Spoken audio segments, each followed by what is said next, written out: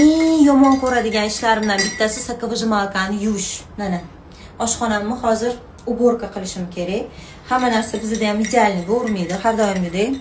Xullas, men bu молочный choy ham juda ham yaxshi ko'raman. Madinada, Makkada ko'p ichishadi, bilasizlar, kardamonli, Qoraqalpog'istonda ham bunaqa choy bor, sutli choychi, axshay deyishadi. Shunaqa choylarni xullas men rosa ham yaxshi ko'raman. Обязательно bunaqa choy har kuni ichaman, bir chashkadan.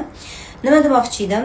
Sokovijmalka sok qilganinglarda, свежий soklarni ichish mazza, lekin yuvish rosa qiyin-ku.